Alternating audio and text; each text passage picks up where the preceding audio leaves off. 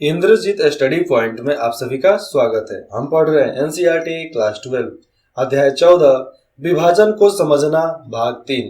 इसमें हम विभाजन क्यों और कैसे हुआ उसको देखेंगे। अभी तक हमने पढ़ा कि विभाजन हुआ, देश का विभाजन हुआ, देश में महाविध्वंस हुआ, कैसे कैसे रूढ़िवादी लोग थे। अब हम देखेंगे कि देश का विभाजन क्यों हुआ और कैसे हुआ।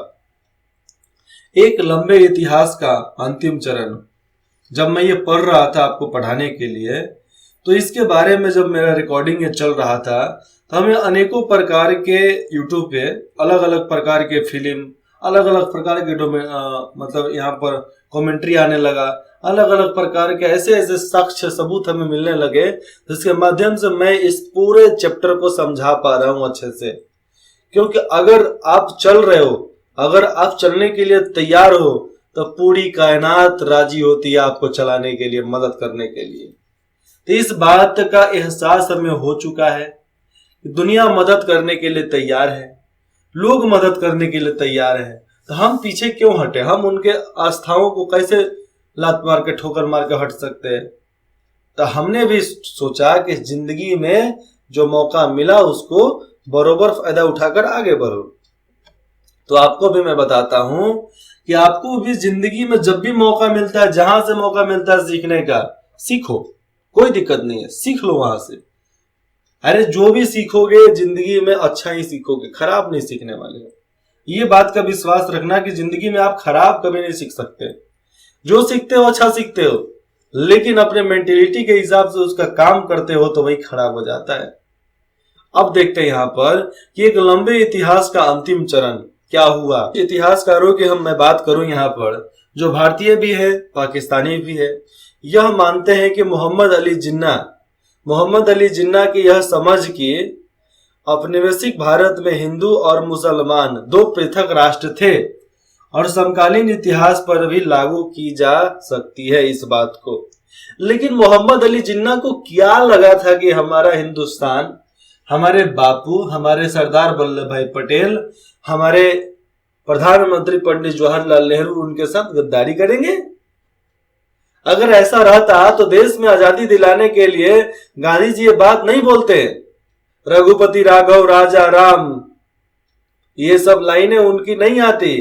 पतित पावन सीताराम, जो ये बात था, यहाँ पर कर दिए ना, रघुपति राघव राजा राम, और आगे कुछ ऐसे ही कुछ करके है, मुझे अभी फिलहाल याद नहीं आ रहा है। अगर आपको याद हो तो आप हमें कमेंट करके बता सकते हैं। चलिए आगे यहाँ पर जानते हैं क्या हम पढ़ रहे थे अभी, कि हम जानते थे कि देश का विभाजन कैसे और क्यों हुआ।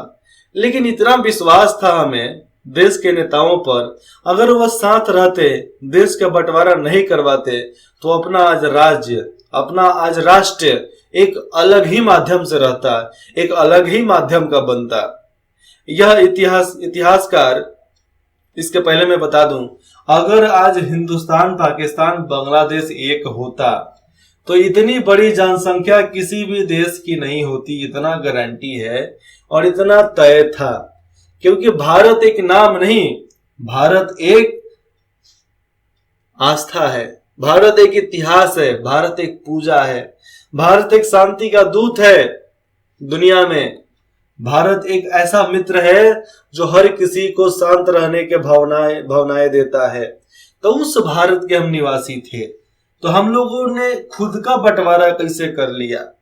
ये सोचने वाली बातें आ जाती है कि हम लोग खुद का बंटवारा किए क्यों, कैसे किए। छोड़िए इस बातों को, ये तो मेरी विचारें हैं, ये हमारे सब विचार है, गंतव्य है, आप पर क्या थोपूं। अगर आपके भी हैं तो हमें कमेंट करके बता सकते हैं।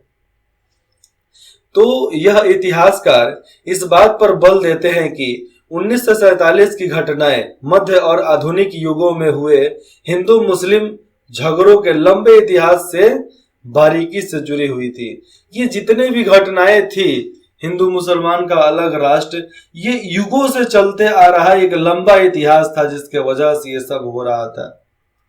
अयोध्या में ये सब लखनऊ में आता था ना, तो लखनऊ के इलाके में क्या जो मोहम्मद नहीं, जो नवाब साहब थे, क्या वो पूरा लखनऊ को खराब तरीके से चलाते थे क्या?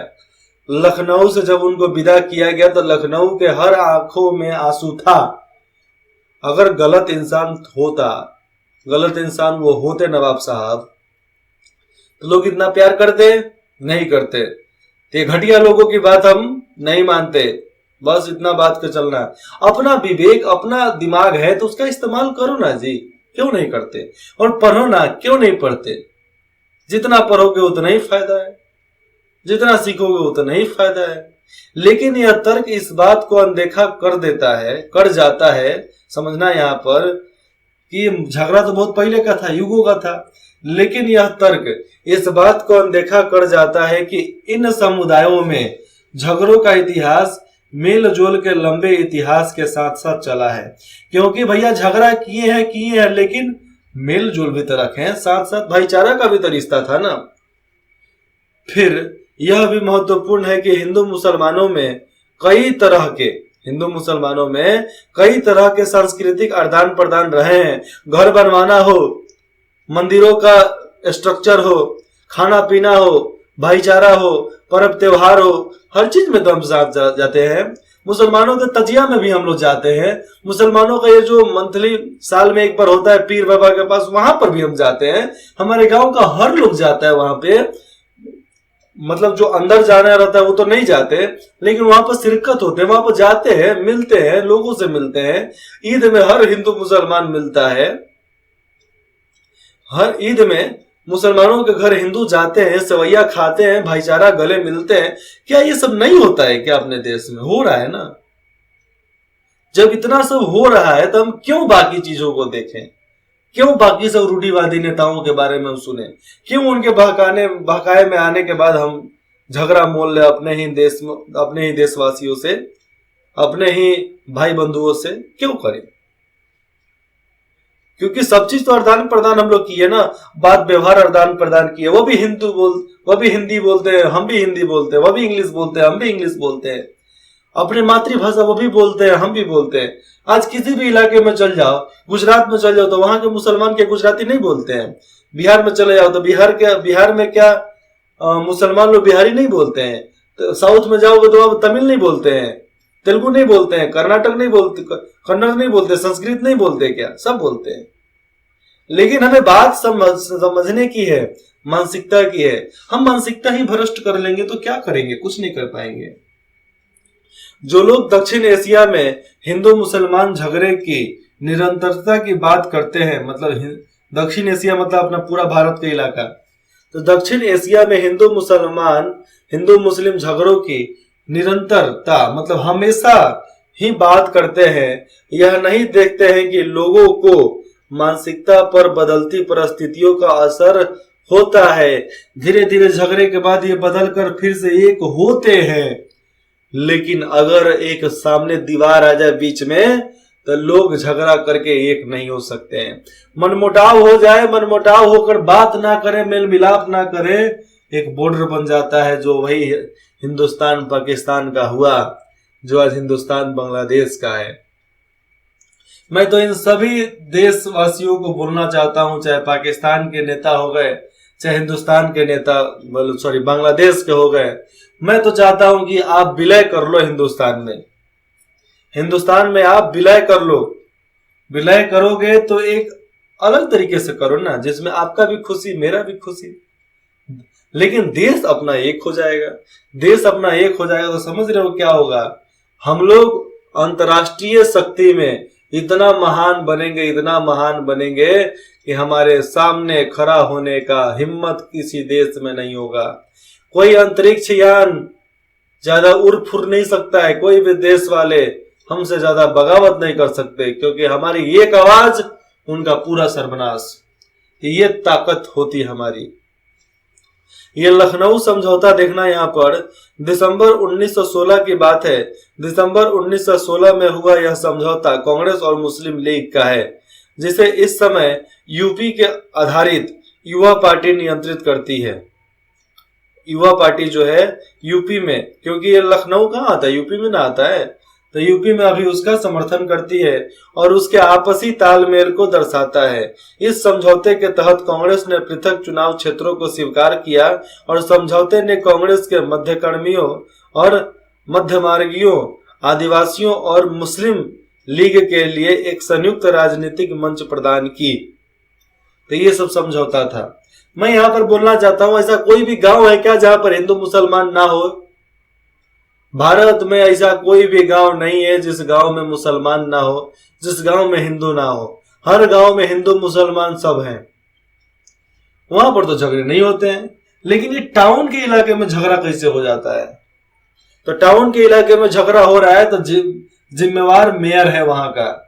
मेयर को अरेस्ट करो, वहां के जितने भी संपादकीय लोग हैं उनको अरेस्ट करो, जितने भी अमीर लोग हैं जो भड़काने में काम आते हैं, मतलब मदद की है, उनको अरेस्ट करो, उनको तुरंत जेल में भरो। जेल भरो आंदोलन नहीं, उनको जेल में ही ठेलो, अंदर रहो, तुमको बाहर आने की जरूरत नहीं है। कुछ विद्वान यह भी मानते हैं कि देश का बंटवारा एक ऐसी सांप्रदायिक राजनीति का आखिरी बिंदु था। मतलब समझना कि कुछ विद्वान यह कहते हैं कि देश का बंटवारा एक ऐसा सांप्रदायिक राजनीति का आखिरी बिंदु था जो 20वीं शताब्दी के प्रारंभिक दशकों में, शुरुआती दशकों में शुरू हुआ था। और उनका तर्क यह है कि अंग्रेजों द्वारा 1919 में मुसलमानों के लिए बनाए गए पृथक चुनाव क्षेत्र, जिसका 1919 में विस्तार किया गया था, उसका सांप्रदायिक राजनीति की प्रकृति पर गहरा प्रभाव पड़ा। क्योंकि उसमें पूरा का पूरा मुसलमान नहीं जीत पाए थे, कांग्रेस ही जीत पाई थी। इसके लिए बहुत सारी बातों को मनमुटाव के रूप में ले लिया गया। पृथक चुनाव क्षेत्रों की वजह से अब देखो, बहस भी होते थे तो एक वॉइस राय होता था। अरे भैया, दो हिंदुस्तानियों को बात करना है तो वॉइस राय की क्या जरूरत है? एक रूम में मिलो ना यार, दोनों मिल पड़ो, बात खत्म। तुम्हें सत्ता चाहिए कि जनता चाहिए? जनता चाहिए तो जनता चुनो ना, सत्ता चाहिए तो तुम जिंदगी में कुछ नहीं कर पाओगे। समझो, सीधे सी बात है। जिसको भी सत्ता चाहिए तिल तिल कर मरा है, ये बात सही है।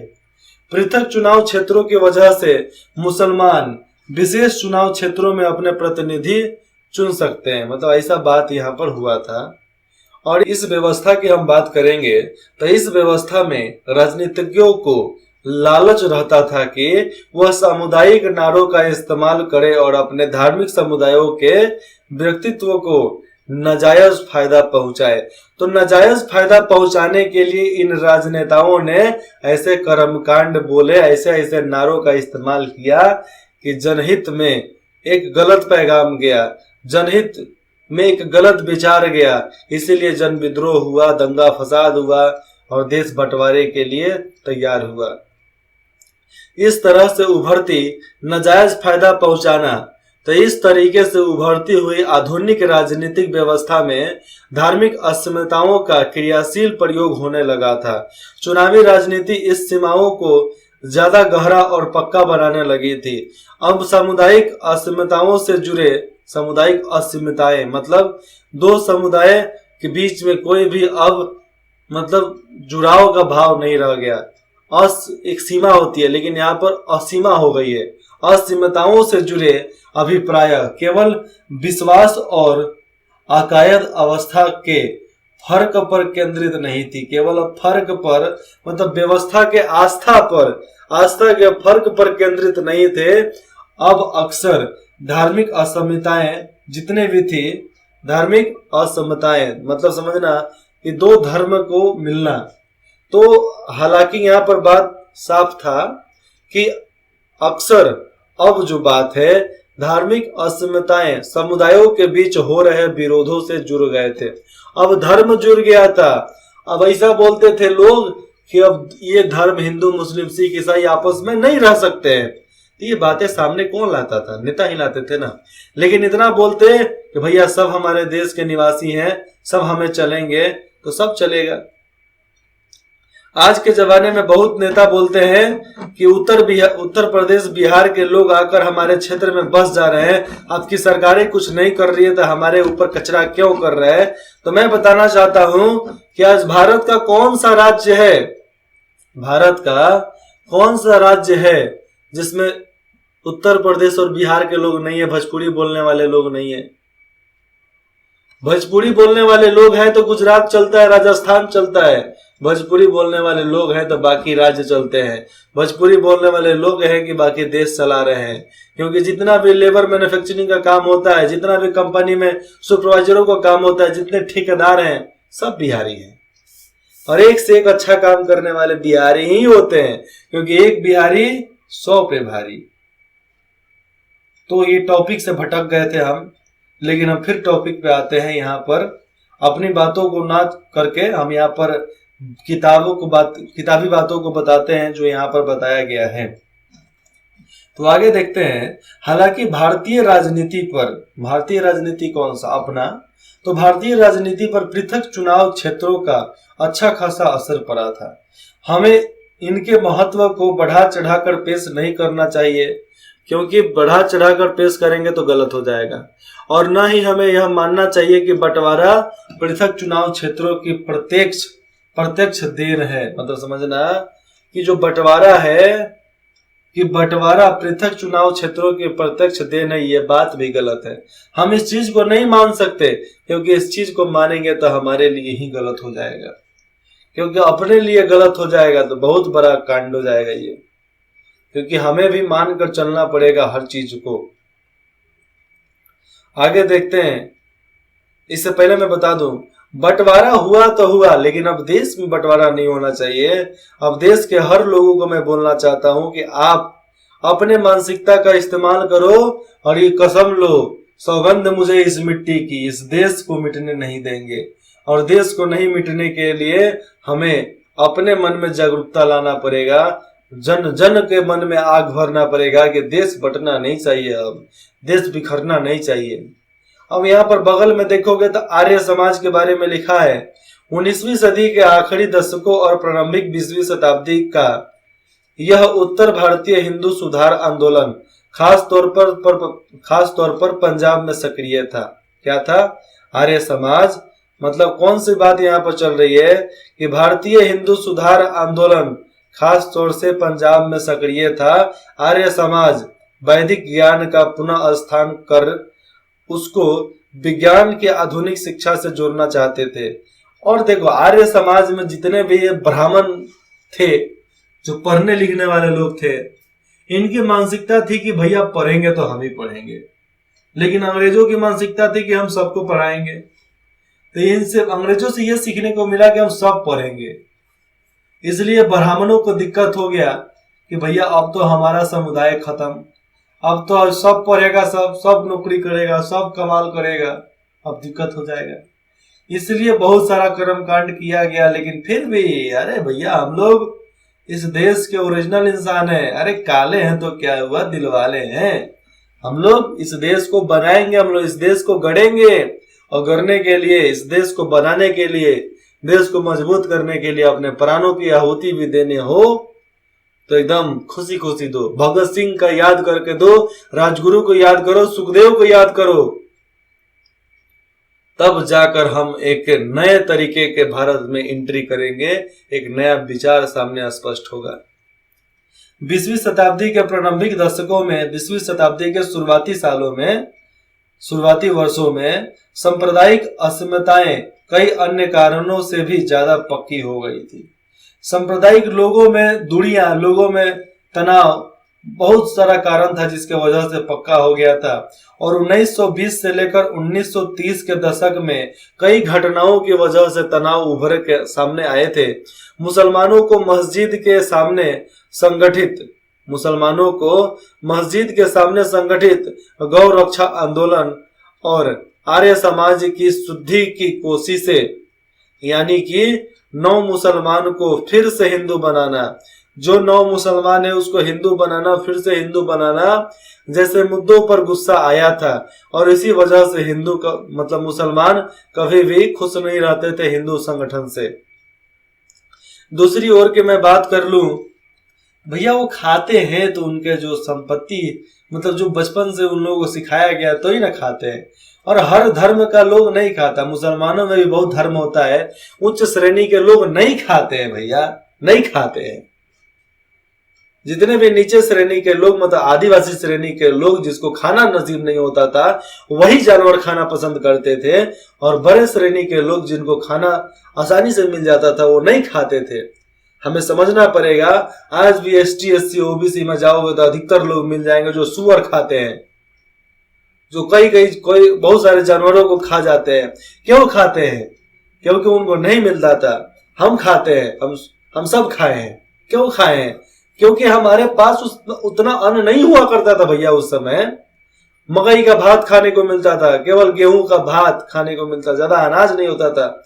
हमारे जब पापा जी, जब वो लोग छोटे थे, हमारे उम्र के थे, उससे बड़े, आज से 20 साल पहले की बात बताते हैं ना, ढंग से अनाज हुआ करता था, न ढंग से चावल हुआ करता था, न ढंग से बाजरी हुआ करता था, न ढंग से हमारे पास खाना नसीब होता था।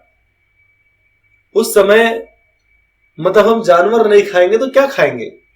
हम लोग नदी से मछली मारकर खाते थे, हम लोग पोखरे से मछली मारकर खाते थे, पकाए खाते थे, मुर्गा खाते थे, पंछी बहुत उड़ते थे, पंछियों को खा जाते थे, जानवर बहुत थे, जानवर को खाते थे, सुअर खाते थे, मूस खाते थे, कबूतर खाते थे, बतख खाते थे, सब खाते थे। इसी तरह जिस इलाके से वो लोग रहकर आए हैं वहां पर गाय खाते थे तो खाते हैं भैया, बकरा खाते हैं, भैंसा खाते हैं, तो खाना दो। लोग हाथी का मीट खा जाते हैं, क्या बोलते हैं उसको, ब्लू हवेल का चर्बी खा जाते हैं, बड़े बड़े मछलियों को खा जाते हैं, समुद्री मछली को खा जाते हैं, तो उनकी तो कोई बातें नहीं करता है। भैया बंद करो तो पूरा करो, एक चीज से नहीं होता है। ऐसे हम पूरा एक कदम उठाएंगे ना तो सब कोई खुश होगा, सब किसी को शांति मिलेगा। लेकिन एक धर्म को हम टारगेट करके तुम नहीं करेगा, तू नहीं करेगा, ये नहीं करेगा, वो नहीं करेगा, ऐसे घटिया विचार रखोगे ना तो भैया देश बर्बाद हो जाएगा फिर से। तो आप युवा, नए समाज के उभरते लोग, नेता बनो, अपना बलिदान करो यार हर चीज को। क्या जरूरत है नौकरी वगैरह करने का? कुछ लोग तो नौकरी मत करो, नेता बनो, हम आपको मौका देंगे। नेता बनो, देश के भलाई के लिए काम करो, वार्ड कमिश्नर का चुनाव लड़ो, मुखिया का चुनाव लड़ो, सरपंच का लड़ो, मेयर का लड़ो, खूब लड़ो, कभी ना कभी तो जीत हासिल होगी ना। दूसरी ओर की मैं बात कर लूंगा तो हिंदू 1923 के बाद तबलीग मतलब प्रचार और तंजीम, प्रचार और संगठन के विस्तार से आयोजित हुए थे। कौन? हिंदू। जैसे जैसे मध्यवर्गीय प्रचारक, बीच वाले प्रचारक और सांप्रदायिक कार्यकर्ता अपने अपने समुदाय में लोगों को दूसरे समुदायों के खिलाफ लामबंद करते रहे, मतलब बगावत सिखाते रहे, मन में गलत भावनाओं को पैदा करते रहे, ज्यादा एकजुटता बनाने लगे, देश के विभिन्न भागों में दंगे फैलते चले गए। देखो कैसे कैसे मध्यवर्गीय समुदाय के लोग थे जो अपने अपने समुदाय में, अपने अपने कौम में गलत बातों को भरने लगे, गलत विचारों को भरने लगे, जिसके वजह से ये सारे कर्मकांड होने लगे थे। देश देश में दंगा होने लगा था, आगजनी होने लगा, विरोध होने लगा। इसका कारण कौन था? लोग करने वाले थे, करवाने वाला तो सब खुशी से है। करवाने वाले जिंदा हैं और करने वाले मर गए। करवाने वाले एसी वाले रूम में बैठ कर खाना पीना खा रहे हैं, समोसा ठूस रहे हैं, लेकिन करने वाले बर्बाद हो गए। तो ये सब बातें हम शुरुआत से नहीं करेंगे तो कब से करेंगे? प्रत्येक सांप्रदायिक दंगे, यहाँ पर समझना कि प्रत्येक सांप्रदायिक दंगे से समुदायों के बीच फर्क गहरे होते गए, क्योंकि जितना दंगा होगा मनमुटाव होगा, दंगा होगा भैया, उनके भी परिवार के लोग मरते हैं, अपने परिवार के लोग मरते हैं, तो एक दूसरे से भाई गुस्सा तो वही करेगा ना। हिंसा की समझना, यहाँ पर हिंसा की परेशान करने वाली स्मृतियां भी निर्मित होती है। अगर कहीं भी दंगा फसाद होता है तो वहां पर जो हिंसा हुआ है, जो भी आगजनी हुआ, लोग मारे गए, उसके वजह से भी हमारे दिमाग में यादें रह जाती है। उस यादों की वजह से ही हमारे मन में एक भावनाएं उत्पन्न होती है कि साले को काट डालेंगे, हम इसको काट डालेंगे, उसको काट डालेंगे, इसको पांग डालेंगे, माफ तो करेंगे नहीं। हमारे मन में भी बात आती है, कभी कभी हमारे से जितने भी लोगों को झगड़ा होता है, हम बोलते हैं नहीं, तुमसे झगड़ा करके हम फंस गए, तो हम उनसे झगड़ा नहीं कर पाएंगे जो ये रूढ़िवादी लोग हैं। हम रूढ़िवादी से झगड़ा करेंगे। तुम आम झगड़ा तुम खुद करो, खुद निपटो, खुद सोचो, खुद मर जाओ, कोई दिक्कत नहीं है। हम बड़े लेवल पर झगड़ा को सुलटाएंगे, हम बड़े लेवल पर झगड़ा को करने नहीं देंगे। हम इस बात को सामने रखना चाहते हैं। फिर भी हम ऐसा बात करना चाहते हैं तो कर लेते हैं। फिर भी ऐसा कहना सही नहीं होगा कि बंटवारा केवल सीधा साधे, मतलब सीधे सीधे बढ़ते हुए सांप्रदायिक तनावों की वजह से हुआ था। नहीं, बंटवारा केवल सीधा साधा तनाव की वजह से नहीं हुआ था। गर्म हवा, फिल्म के नायक ने ठीक ही कहा है कि सांप्रदायिक कलह तो सन 1947 से पहले भी होती थी। और देखो, आग धीरे धीरे सुनकते सुनकते आग बनता है, पूरा लहोक मारता है, धीरे धीरे नहीं होता था। तो पहले भी होती थी, लेकिन उसके वजह से लाखों लोगों के घर कभी नहीं उजड़े थे। लेकिन ये बंटवारे के वजह से लाखों लोगों के घर उजड़ गए, करोड़ों लोगों के घर उजड़ गए। पहले की सांप्रदायिक राजनीति और विभाजन में गुणात्मक फर्क है। पहले की जो सांप्रदायिक राजनीति थी, विभाजन था, इसमें एक गुणात्मक फर्क था। और बंटवारे को समझने के लिए हमें ब्रिटिश राज्य के आखिरी दशक की घटनाओं को बारीकी से देखना होगा, जो हम अभी देखेंगे इसके नीचे। क्योंकि अगर हम औपनिवेशिक भारत मतलब ब्रिटिश राज्य के आखिरी दशक के बारे में जानेंगे, हमने पढ़ा है, हमने ऊपर पढ़ा ना, अभी 12 नंबर चैप्टर में क्या पढ़ा? 12 नंबर चैप्टर में औपनिवेशिक शहर पढ़ा, 11 नंबर में विद्रोही और राज्य पढ़ा। उसके बाद से महात्मा गांधी और राष्ट्रीय आंदोलन अंतिम दशक में हो रहा था। तो इसी अंतिम दशक में जो चल रहा था, उसके बारे में हम धीरे धीरे धीरे धीरे मक्खन जैसा घुसेंगे, उसमें मालूम करेंगे, तब जाकर हमें मालूम चलेगा कि क्या, कैसे, किस वजह से हुआ। हम महात्मा गांधी और राष्ट्रीय आंदोलन की बात कर रहा हूं, तो मतलब 13 नंबर पार्ट, इसका 1 नंबर पहले वाला पार्ट आप उसको पढ़े तो आप कुछ नहीं लगा क्या कि देश का बंटवारा में क्या क्या कारण हो सकता था, किन किन वजहों से ये सब बंटवारा हुआ। कौन लोग चाहता था कि बंटवारा हुआ? कौन देश वाले नहीं चाहते थे कि बंटवारा हो जाए? लोग तो नहीं चाहते थे बंटवारा हो जाए, लेकिन लोग बंटवारा हुआ तो एक दूसरे के जगह छोड़कर गए क्यों? क्या जरूरत है जाने का? नहीं चाहते तो बराबरी का डंका रहता, बराबरी के लोग होते हर जगह पे, एक दिन अपना पूरा भारत, अखंड भारत एक हो जाता। लेकिन ऐसा नहीं हुआ। क्यों? ये विभाजन की वजह से नहीं हुआ। अरे अपने बेटियों को, अपने घर के औरतों को इतना सशक्त बनाओ, इतना सशक्त बनाओ, ये आने वाले हर मुसीबत को अकेले वो झेल सकती हैं, अकेले वो कर सकते हैं, अकेले पार लगा सकती है, अकेले पार कर सकती है। लेकिन आप नहीं बनाओगे तो कौन क्या कर सकता है? कुछ नहीं हो सकता। एक गलत देश को गलत दिशाओं में पहुंचाना ये आपकी जिम्मेवारी नहीं है। देश को एक अच्छे दिशाओं में पहुंचाना ये हमारी जिम्मेवारी है। तो इस माध्यम से हमें आगे बढ़ना पड़ेगा। बढ़ेंगे तो ही तो कुछ कर पाएंगे, नहीं तो कुछ नहीं कर पाएंगे ना। एक अलग विचार रखेंगे तो ही हम नया कुछ कर पाएंगे, अलग विचार नहीं तो कोई विचार नहीं। ये मेरा मानना है। और इसके अगले भाग में हम पढ़ेंगे सांप्रदायिकता के क्या अभिप्राय हैं, और उसके नीचे का ठीक टॉपिक है 1937 में प्रांतीय चुनाव और कांग्रेस मंत्रालय। इसमें समझ में आएगा कि भैया 10 साल में क्या क्या हुआ था। ये सब टारगेट ही है 10 साल को बताने के लिए। अंग्रेजों के पूरे 10 साल का बायोडाटा अब नीचे हमें देखने को मिल जाएगा। आपको कुछ भी डाउट है कमेंट कर सकते हैं, कुछ बताना चाहते हैं, कुछ भी सलाह देना चाहते हैं, आप हमें कमेंट सेक्शन में बता सकते हैं। अगर देश को बदलना चाहते हैं तो आप हमारा साथ हमेशा बढ़ चढ़ कर साथ देना। बस आपसे हम आपका साथ और समर्थन मांगते हैं। इंद्रजीत स्टडी पॉइंट में जुड़ने के लिए आप सभी का बहुत बहुत धन्यवाद, बहुत बहुत धन्यवाद। आप ऐसे ही पढ़ते रहो, स्वस्थ रहो, खुश रहो, एकदम प्रसन्न रहो हमेशा।